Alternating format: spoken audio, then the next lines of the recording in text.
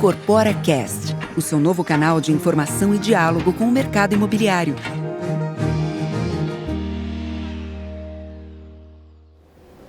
O Incorpora Cast está recebendo o Fábio Araújo, da Brain Inteligência Estratégica. A Brain é a principal empresa de estudo de mercado imobiliário e tem contribuído consideravelmente para que esse segmento possa compreender cada vez mais os anseios do consumidor brasileiro na hora da decisão de compra de imóveis. Aliás, vocês conduziram um profundo estudo, uma pesquisa, o estudo Abrainc Brain, inovação na jornada de compra. E eu queria que você falasse para a gente, Fábio, como é que foi o universo dessa pesquisa, o público-alvo.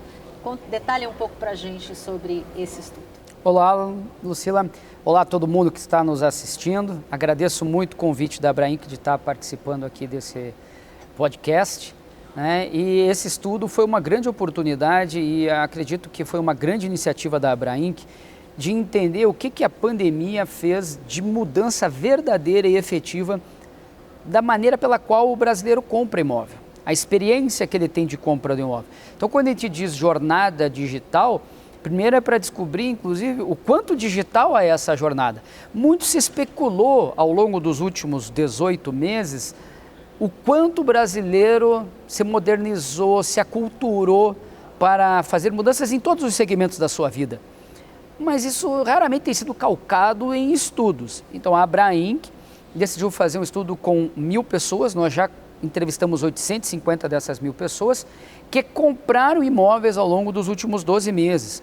Para você ter uma ideia, Lucila, o quanto isso representa, são 14.000 pessoas abordadas no Brasil para chegarmos nas 1.000. Por que eu estou falando isso? Porque mais ou menos 6% das famílias brasileiras estão comprando imóveis ou compraram imóveis ao longo dos últimos 12 meses. E se a gente comparar com o que era habitual antes da pandemia, que porcentagem era? Era 4%, às vezes 4,5%, o que significa uma alta aí ao redor de 50%, Porque quando nós passamos de 4 para 6, 50% de 4 são 2, 4 mais 2, 6, E isso é extraordinário, é completamente inimaginável nós termos uma alta tão forte no ano de crise. Veja, no passado a economia caiu 4,5% e esse ano deve crescer uns 3,5%, mas não recupera ainda a queda. O normal de anos de boom econômico é gerarem aumento de compra de imóveis. Dessa vez nós geramos um boom de compras em momento de recessão. Então é algo além da economia e do aumento da renda que provocou as pessoas a quererem comprar um imóvel. Essa pesquisa e outras que nós realizamos com a Abrainc ao longo dos últimos 12 meses ajudaram a entender as motivações reais do consumidor e o quanto a jornada digital, o quanto as estratégias digitais estão sendo importantes por parte das incorporadoras para trazer esse cliente para elas. A gente imagina, a gente supõe, observando o comportamento tanto dos brasileiros como de pessoas de outros países, que nunca o acolhimento, a casa, o lar, a qualidade de vida foi tão importante como essa pandemia revelou. Mas, além disso, outros fenômenos financeiros ou econômicos que favoreceram esse crescimento, que vocês pesquisaram sobre isso? Veja, a gente avaliou, uma das perguntas, e daí eu vou entrar na tua resposta, mas antes eu vou colocar uma outra. Nós perguntamos quais eram as dificuldades na compra de um imóvel. Então, você comprou, qual foi a dificuldade? Quase metade disse que a maior dificuldade foi encontrar o imóvel certo. É mesmo? Então, seja a localização... Quer dizer, a resposta não foi o dinheiro que eu precisei reunir para essa compra, foi...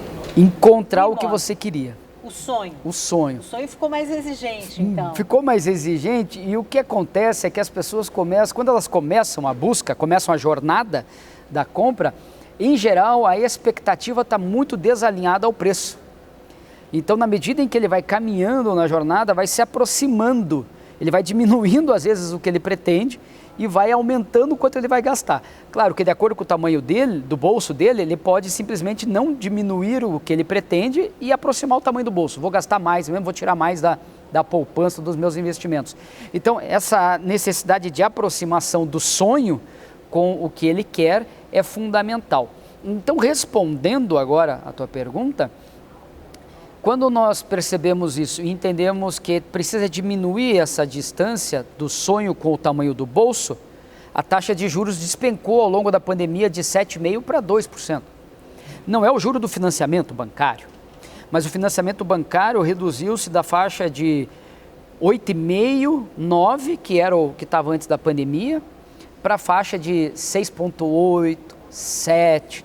Parece pouco, mas se nós reduzirmos... Isso favoreceu bem, hein? Isso é um alívio de mais ou menos 25%, enquanto a pessoa pode pagar mais no imóvel. Sim, ou comprar um imóvel maior. Maior, né? Então, vamos pegar, só para entender o 25%, quem podia comprar um imóvel de R$500 mil antes da pandemia, pela mudança da taxa de juros, 20% em cima de 500 dá 100 mil, mais 5%, 25 mil, então nós estamos falando que ele passou a poder comprar um imóvel de 500 por 625.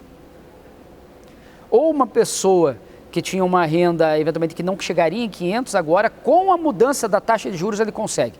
Então, nós juntamos na pandemia uma mudança forte, uma vontade muito intensa de melhorar a qualidade de vida, com uma facilidade de compra muito grande. E isso uniu a fome com a vontade de comer. E você, nesse estudo, vocês apuraram também o número de imóveis que foi vendido no Brasil ou mais a porcentagem em geral? Veja, ele não apurou o número de imóveis porque se ele é uma amostra, ele não tem como descobrir o número de imóveis. Mas eu posso dar esse número para você. Porque nós acompanhamos, né, são números públicos da ABCIP e da Caixa Econômica que regula o FGTS. Neste ano devem estar sendo financiados entre imóveis novos e usados, casas, sobrados e apartamentos, terrenos não entram nessa conta, um pouco mais de 1 milhão de imóveis. Nos últimos 12 meses foram via poupança 811 mil e via FGTS alguma coisa aí perto de 230 mil, que já dá quase 1.050.000 imóveis, né? Então é recorde histórico.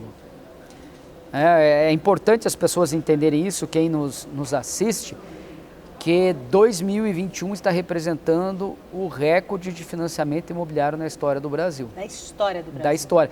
O que corrobora aquilo que eu estava falando para você há pouco, que a queda da taxa de juros facilitou essa busca.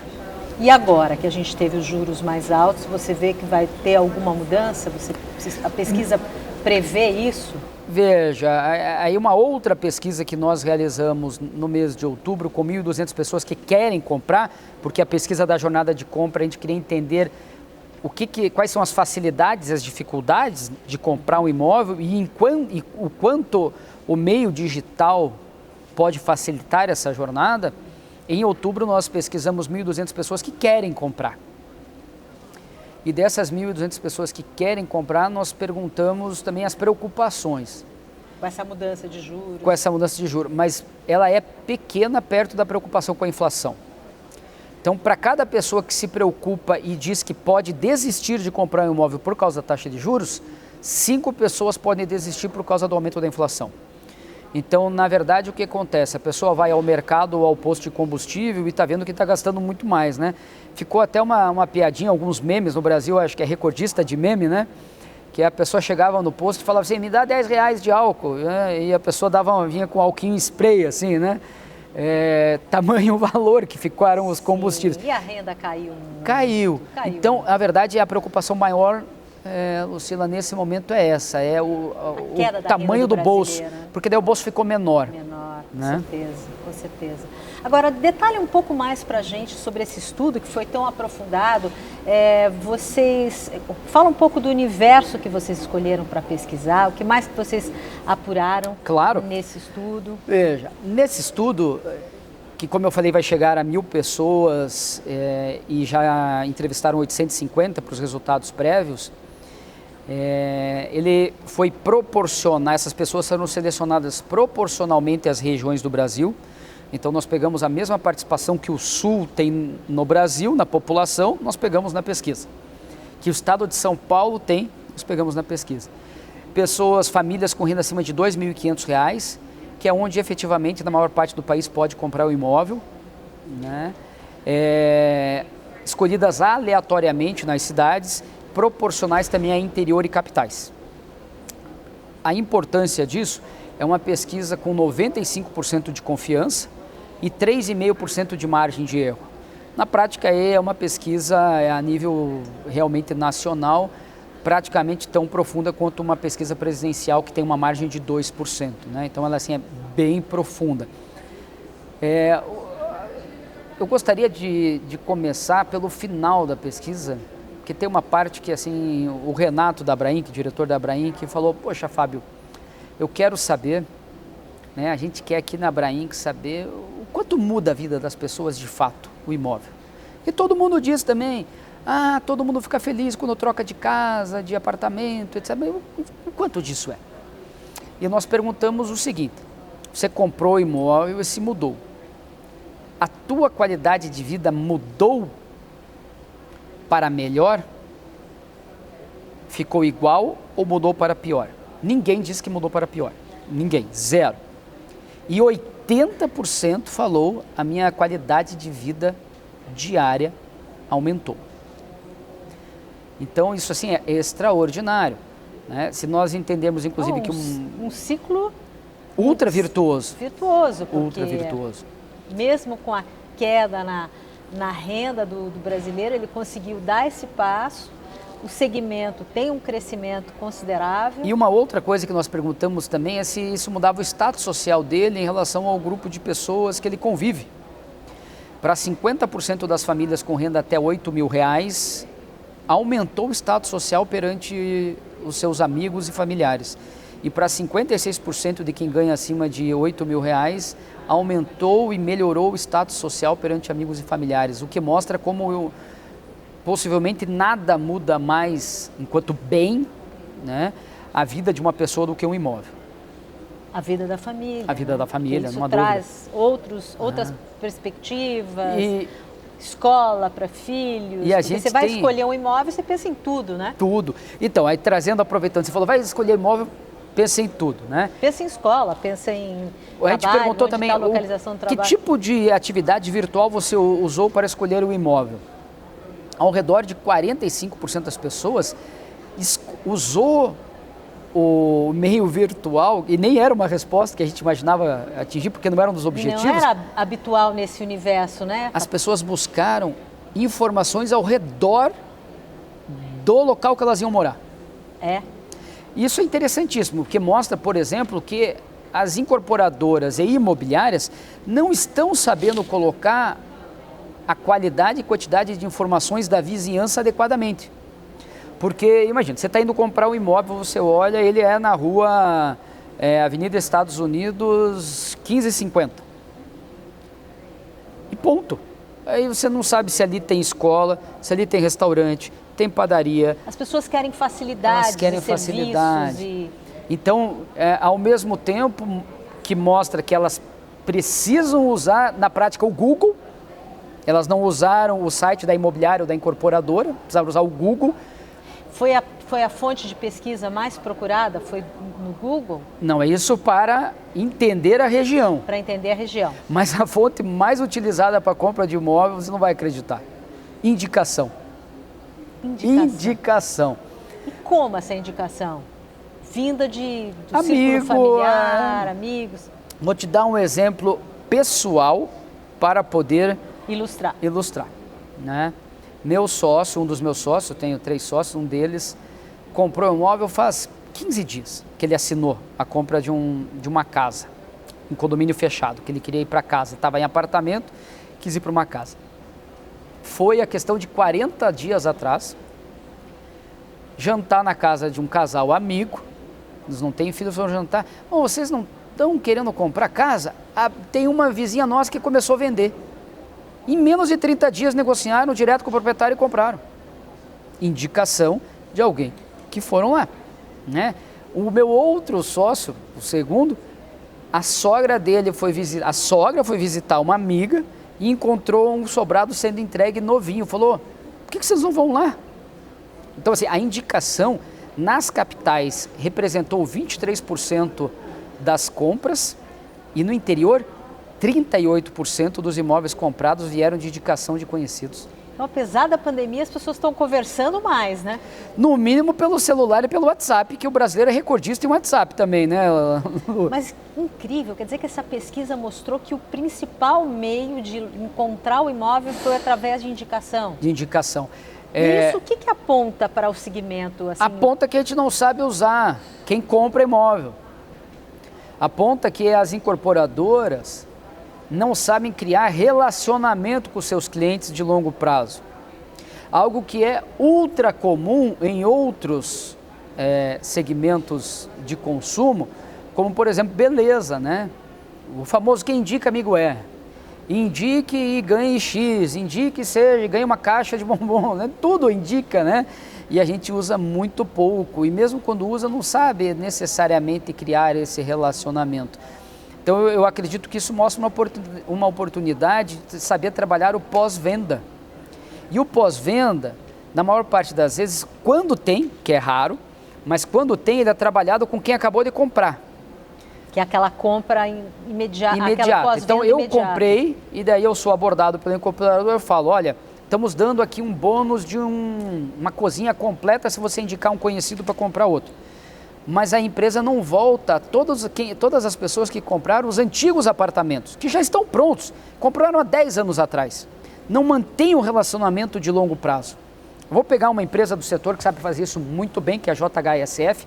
Claro que no setor de luxo é um pouco mais simples, mas mesmo assim ela tem um ambiente, né, e que envolve daí também, no caso dela, restaurante, né, fazano, né, hotel, etc., shopping, que possibilita ela manter mais ativamente o relacionamento com seus clientes. Então, eu acho que um aprendizado importante foi, se a indicação é tão significativa, não a despreze. Uma outra coisa ainda nessa linha é que as capitais, o morador de capital utiliza mais Google, mais WhatsApp e muito mais Instagram do que quem está no interior. A diferença no Instagram é de 5 vezes. Nas capitais se usa 5 vezes mais Instagram como fonte, mas aí a pessoa em geral ela não busca ativamente, né? É uma relação passiva. Você está lá passando o dedo no celular, vê um imóvel que gosta e daí você entra num outro site e vai se aprofundando sobre ele. Ou seja, tem que ser capturado, né, esse lead. Tem que ser capturado. Até pelo seguinte, talvez assim também das principais informações que os incorporadores precisam prestar atenção, que 47% de quem comprou o imóvel visitou presencialmente, colocou o pé em apenas 3 imóveis. Ou então, visita virtual. O que acontece? Ele seleciona virtualmente e só vai naquilo que ele tem muita convicção que vale a pena ir. Isso significa que se você não for capaz de, neste ambiente virtual, das diferentes meios, seja com uma publicidade num grande site de notícias ou num grande site de anúncios imobiliários ou no Instagram, Facebook, etc, primeiro você tem que captar. TikTok. Achar umas pessoas para ficarem lá. Não para de crescer essa plataforma. E depois você tem que fazer com que a pessoa fique mais tempo no teu site, conhecendo o teu imóvel, para que ela tenha a verdadeira vontade de ir fisicamente. A ideia de colocar pouca informação para que a pessoa vá buscar informação presencialmente é um tiro de bazuca no pé para você ficar sem um pé. Ou seja, você tem que mastigar bem para o cliente, dar todas as possibilidades para que ele conheça o imóvel virtualmente, para ele poder fazer a tomada de decisão de alguns que ele quer ir presencialmente ver. Super correto, né? Vamos imaginar o seguinte, também como tudo é virtual, tá na moda aí os sites de relacionamento, né? Conhecer alguém virtualmente. Aí você tem que preencher o teu perfil, né? O teu profile lá. E vamos pegar uma pessoa que preenche mais ou menos e uma pessoa que preencheu o perfil inteiro. A que preencheu o perfil inteiro, em geral, tem maior probabilidade de ter o match. Isso vale na área profissional. O LinkedIn, que é a principal rede de relacionamento profissional do mundo, ela é fantástica. O LinkedIn mostra lá o quanto você tem capacidade de aumentar a visibilidade do teu perfil se você preenche ele adequadamente. Então, se você faz com que a pessoa fique 1 hora virtualmente namorando o teu imóvel, provavelmente ela vai ter muito mais vontade de pegar o carro, ou o ônibus, ou o metrô, para ir visitá-lo, do que se ela passou 5 ou 10 minutos. Então, de tudo que ele precisa lá, tudo. O objetivo dele é não faltar nada. Ele quer ir no plantão ou no imóvel, basicamente, para ter certeza de que era aquilo que ele viu. Ele não quer ir lá para perguntar, ele quer ir lá para terminar de ver que é verdade, né? Que ele se apaixonou, mas ele quer saber se ele se apaixonou por uma miragem ou por algo que existe. Perfeito. Então quer dizer que as suas indicações aí da pesquisa mostram que o consumidor desse segmento, ele quer também a experiência omnichannel, né? Sem dúvida, é isso mesmo, ele quer essa experiência completa, como você comentou, né? Apenas 6%, mas que é um número que nós achamos significativo, fizeram a jornada completa digitalmente. Do conhecimento do imóvel, ao entendimento dele, ao tour virtual, a conversa online com o corretor, a negociação do contrato e a assinatura do contrato. Quer dizer que então todas as tratativas estão acontecendo virtualmente? Podem acontecer virtualmente, todas elas, né? Para 6% de quem comprou ao longo dos últimos anos, o ciclo inteiro da jornada, todas as etapas da jornada foram virtuais. 6%. Infelizmente, nós não temos como comparar como é que eram há 5 anos atrás, mas seguramente era 0 ou 0,1. Havia uma desconfiança muito grande, né? Havia. Hoje, esses sistemas digitais de documentação são muito mais confiáveis. Robustos, né? Eles já existiam, eram caros ou desconfiava-se deles. E os que não se gerava desconfiança eram muito caros. Então, acabava sendo ruim das duas maneiras, né? Se popularizou demais, novas ferramentas surgiram, aumentou-se confiança, né? A pandemia não trouxe nada novo, ela só fez com que nós conhecêssemos o que éramos ignorantes, né? E popularizasse, portanto, acelerasse o fenômeno digital em todos os meios, né? Quantas pessoas passaram a comprar pela internet sapatos e não compravam antes, mas é porque não existia? Né? Eu não compro sapato fisicamente há uns 8 anos, pelo menos. Depois que você encontra as marcas que servem bem em você, você só funciona. vai e encomenda outro. Porque realmente, comprar sapato que você não sabe se vai ficar bom ou não no pé é mais complicado, ainda que você possa fazer a troca, né? Mas hoje é isso, as pessoas que estão acostumadas, elas aceleraram e elas foram fazendo com que outros ao redor também passassem a ter experiência. Mas nós perguntamos também do futuro, Lu. Bom, você acabou de se mudar, mas se você for no futuro, você faria a compra inteira pela internet? Tudo? Mais ou menos 25% estaria bem disposto a fazer tudo e 40% não estaria disposto a nem pensar nessa possibilidade de comprar ele 100% pela internet. Mas, ou seja, 25% é um número bastante considerável. Se a gente imaginar que foram 6 e que há 2 anos atrás provavelmente eram 0... E que o futuro ainda não chegou, né? É extraordinário. Quer dizer, é uma perspectiva. Extraordinário, né? Então, e tem mais Isso aí... Isso significa que algo precisa ser feito agora, né? Agora. Para atender esse novo consumidor daqui a um tempo. E aí, para isso também é fundamental um evento como esse que a Abrainc tem feito, né, como o FILE, premiação de produtividade, inovação, match de Construtex, PropTex, Fintechs com incorporadores associados, porque precisa fazer acontecer, né? Então a Abrainc faz parte, eu acredito também do papel dela, ser esse meio que aproxima os diferentes atores do mercado, né? A gente acredita bastante de que a evolução vai continuar sendo fundamental e o desafio daí é como nós fazermos isso sem perdermos a humanidade. Porque eu falei há pouco para você a importância de criar pós-venda, relacionamento, né? Então, se a gente também faz tudo virtual e de alguma maneira não cria uma vinculação com o teu cliente, ele pode mais facilmente escorregar depois, né? Então, as expectativas são diferentes quando você compra sem ter ido lá, não viu nada, né?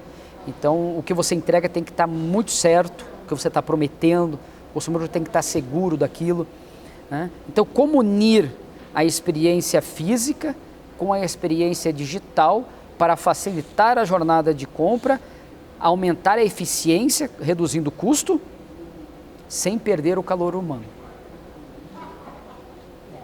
Esse é o resultado desse momento que todos vivemos, né? A pandemia. Mudou um pouco o jeito das pessoas enxergarem o modo de viver. Olha, a Brain realizou ao longo desses 20 meses aí de pandemia, quase, alguma coisa já como 80 mil entrevistas durante o período da pandemia, para lançamento de empreendimentos, né? Prédios, casas, loteamentos. Então abordamos 80 mil pessoas. Quer dizer que então aquela resposta clássica que se espera, que nesse momento de pandemia mais pessoas queriam ir para casa do que para apartamento, não foi o que se revelou na pesquisa? Não foi o que se revelou. Não significa que um pouco mais de pessoas buscaram casas nesse momento. Mas é que quando a pessoa diz assim, hoje tem 200% de pessoas buscando mais casas ao redor das grandes cidades, por exemplo, como de São Paulo. Sim, mas tinham 10, agora são 30. Eu estou usando aqui um número pequeno, mas para, através de uma metáfora, explicar. As pessoas precisam contextualizar que movimentos em um universo pequeno, proporcionalmente são significativos, mas continua sendo um pedacinho pequenininho do mercado, né? O que realmente importa é o seguinte, as pessoas têm idades diferentes, vidas, né? São casadas, solteiras, divorciadas, tem filho, não tem filho, é filho novo, filho velho, tem diferentes tamanhos de bolso, diferentes gostos e preferências. Então, é impossível encontrar o imóvel ideal pós-pandemia. Porque não tem, vai ser tendo escritório, mas todo mundo vai poder pagar? Vai ser tendo varanda. A legislação permite, inclusive, todo mundo vai poder pagar, então tudo agora vai ter varanda. Todo mundo vai querer morar em cobertura, ou todo mundo vai morar num imóvel grande e afastado, ou todo mundo vai morar na casa. É uma bobagem. O que aconteceu? Existe um grande conceito que pode englobar tudo isso, que é o denominador comum. Qual? É o bem-estar. Claramente, as pessoas estão buscando mais bem-estar, que é traduzido de acordo com o coração de cada um. Que para algumas pessoas foi traduzido pela saída do apartamento para uma casa. Para mim, por exemplo, meu sonho... Para outros o contrário? Para outros o contrário, porque para outros ele morava numa casa com insegurança e sem lazer. Porque morava numa casa de rua, como a grande maioria das casas são de rua. E ele foi para um condomínio de apartamentos tem piscina, que tem tudo. A quadra de esporte. Para o filho poder brincar. Quer dizer que não tem uma resposta única. Por isso que a realidade é, no teu empreendimento incorporador, o que representa a melhoria da qualidade de vida e do bem-estar de alguém? Vai representar a área de lazer, vai representar a piscina, vai representar uma fachada mais verde, vai representar uma varanda, uma sacada gostosa para ele poder passar, ou vai representar uma casa em condomínio fechado nas bordas de São Paulo, ou um imóvel na praia, que cresceu muito a venda de imóvel na praia mesmo e de condomínio de segunda residência no interior paulistano. Mas, ou seja, não existe o imóvel, existe como você usar aquilo que vai tornar a vida das pessoas mais felizes. Então é esse refino que a gente precisa ter. Então o denominador comum é a qualidade de vida que aquele imóvel oferece. Perfeito. Seja para um tipo que quer uma casa, ou para quem quer um apartamento, ou enfim, um espaço que seja um híbrido entre trabalho e residência. Perfeito, né?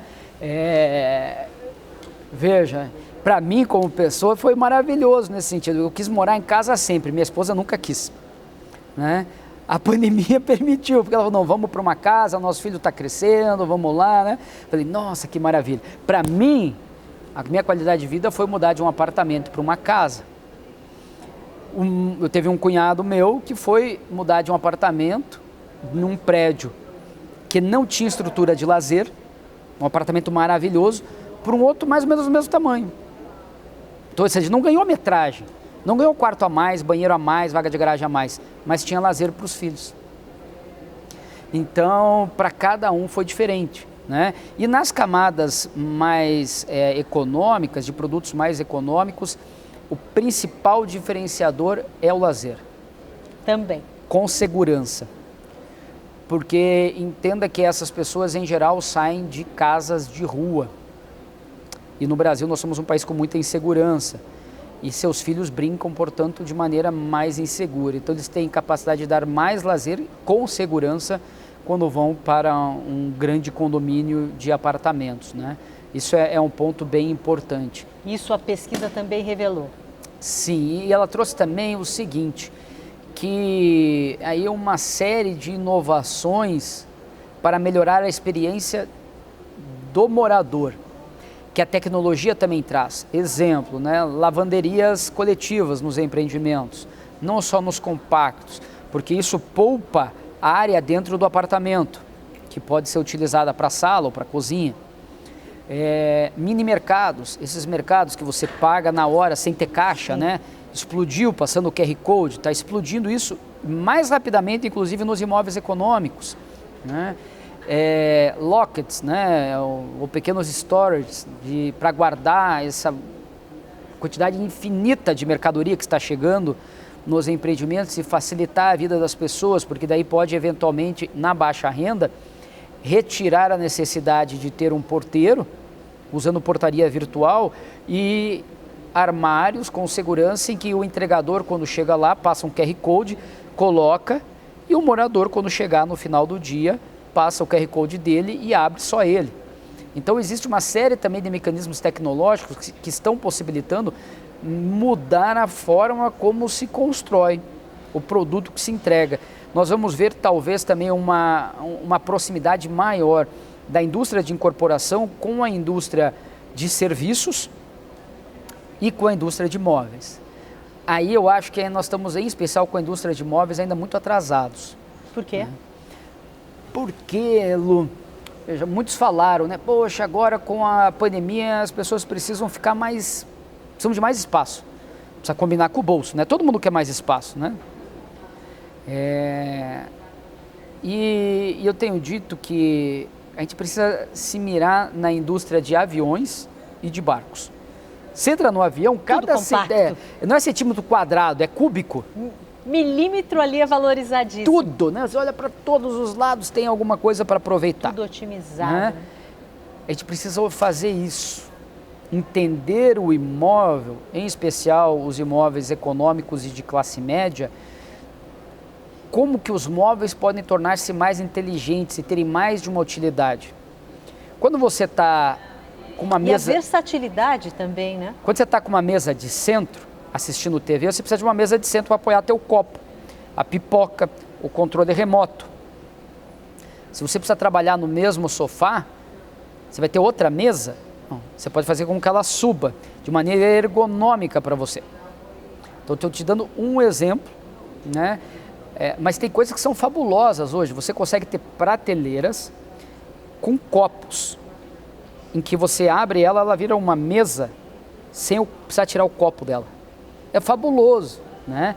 Então, hoje a gente precisa se aproximar e casar com a indústria de imóveis para ter uma produção inteligente em escala, porque é a escala que vai permitir também um nível de barateamento muito grande desse imobiliário. E talvez daqui a um tempo a gente comece a entregar mais apartamentos prontos ou quase prontos para morar. E isso provavelmente também deve ser um desejo do consumidor, né? Ele ter algo já que seja uma solução pronta para a necessidade dele, cada vez mais pronta para a necessidade. Para uma grande parte dos consumidores, sim. É inversamente proporcional à renda também, né? Quem tem muito dinheiro, em geral, não quer, porque quem tem muito dinheiro quer personalizar tudo. Claro. Né? Agora, se você perguntar para classe média ou classe baixa, eles, em geral, gostam da ideia. Eles não refletem de verdade sobre ela porque eles sabem que vai ser absurdamente mais caro.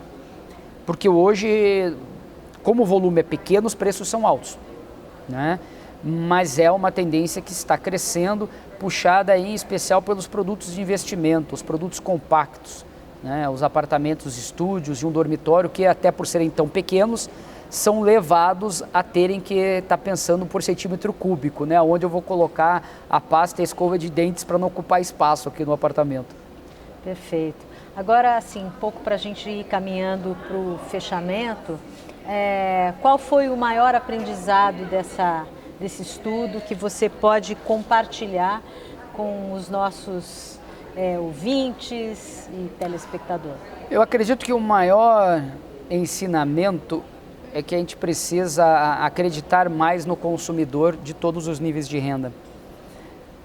O que eu quero dizer com isso é que, muitas vezes, nós colocamos as limitações de que ele não quer, de que não é a vontade dele, que ele tem preconceito e que ele não vai estar disposto a aprender ou a usar de uma maneira mais moderna ou digital. Se a gente colocar mais fé, o cliente vai usar e vai gostar. Em todas as faixas de renda. Todas as faixas de renda. Agora, uma outra pergunta. O número maior de vendas se deu nas grandes capitais ou no interior dos estados? Nas grandes capitais, até porque o mercado é muito mais estruturado, né? Seja o mercado financeiro, né? Os bancos são mais ativos na concessão de crédito, você tem um número maior de incorporadores, enquanto no interior você também concorre muito com o mercado de loteamentos, a incorporação concorre muito com o mercado de loteamentos e depois existe a autoconstrução. Então você não compra a casa, né? Alguém que comprou um lote vai e contrata um empreiteiro, em grande parte das vezes constrói por conta própria, né? Então por isso que proporcionalmente falando se comprou mais imóveis nas capitais. Perfeito, você trouxe para a gente um esclarecimento muito bom. Eu creio que esse estudo seja um fiel radar do que o estudo e a pesquisa trouxe para vocês. E eles vão ter acesso, né? Todo mundo, quem é associado vai ter acesso completo e quem não é associado vai receber um pedaço da pesquisa. Mas eu creio que esse detalhamento que você trouxe aqui são coisas que são a interpretação da pesquisa e certas percepções mais minuciosas, né? Você acabou me dando aqui um insight que é o seguinte. Por que nós somos Brain Inteligência Estratégica, né? Porque nós acreditamos profundamente que dado e informação não é o que basta. Você tem que ter a inteligência. A inteligência é produzida por pessoas e não por algoritmos. Os algoritmos ajudam a termos insights mais rápidos, mas é justamente a inteligência estratégica que faz a diferença entre a média e o sucesso. E entender os detalhes, né? Entender os detalhes, isso mesmo. E essa missão aqui a gente cumpriu no IncorporaCast, levando esse conteúdo, levando informações. O que você achou dessa iniciativa da Abrainc? Bom, eu sou fã da Abrainc, então eu sou suspeito para falar.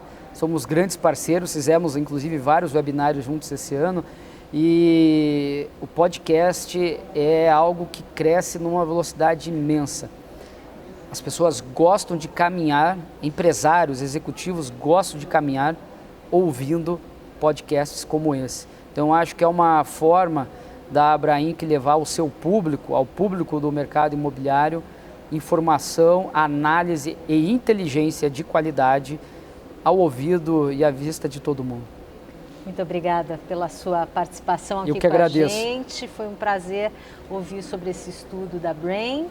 Conversar com você, Fábio, foi ótimo. E a gente espera que essas informações contribuam aí para os insights e para as novidades que vocês vão implementar nos seus negócios.